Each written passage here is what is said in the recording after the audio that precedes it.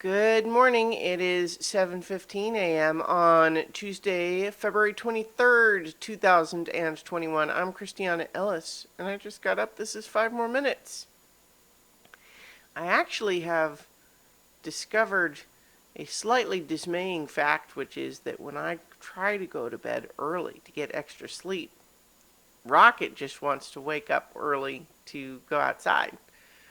And it becomes a little bit of he's used to a certain amount of sleep time, I guess, and yeah, so it makes it a little bit difficult to actually try to achieve that extra amount of sleep, but it worked okay. It's probably better than not trying to go to bed early. So I had originally planned that I was going to go into the office today, but then I remembered that I have a doctor's appointment. And this is my first doctor's appointment where we're going back into the office. Like I had previously with my current doctor, I had had a virtual appointment. This is just a checkup. It's not for anything like any problem that I'm aware of. But this is my first one going back into the office. And so they sent me a questionnaire to the effect of, do you have symptoms of COVID-19? Do you know if you've been exposed to COVID-19?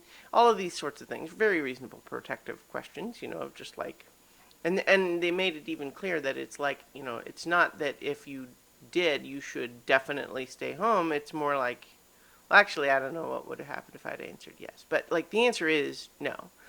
And in particular, just this last week, I took a COVID test because my current workplace, when you have to go in to be on site, you have to take a test once a week. And so, all that's protective. But, obviously, they're taking precautions, which makes perfect sense. And so, one thing that was a little bit weird, though, is that I got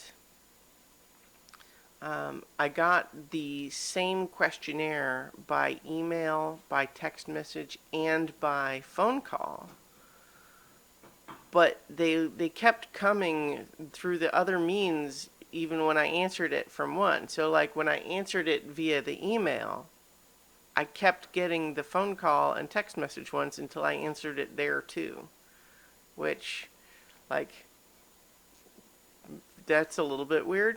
Right? Like that seems like they've got some redundancy in their system a little bit, but at the same time, it's like I better safe than sorry, right? I would rather they be implementing precautions even if they're not yet perfect, rather than just winging it, or for that matter, continuing to do only virtual. Because on the one hand, when you're talking to like getting a checkup or something, and you don't really have anything you're worried about, a virtual, like telemedicine, yeah, sure, that's fine.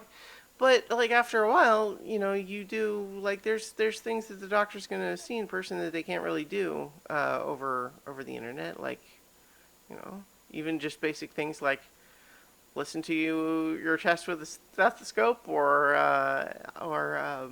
take your blood pressure, that sort of thing.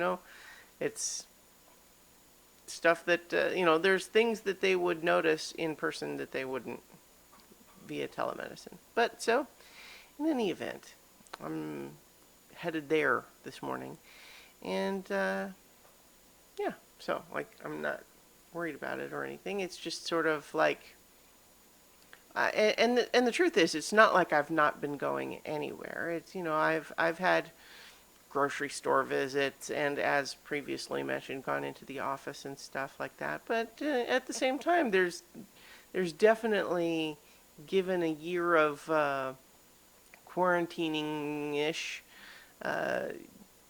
there's like awareness anytime I'm going to a place that I haven't.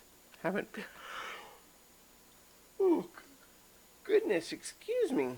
Anywhere I haven't been recently. But yeah, it's it's a little weird. I'm feeling some anxiety about it. I guess like I wouldn't have thought so, but sometimes when you talk about something out loud, you feel it.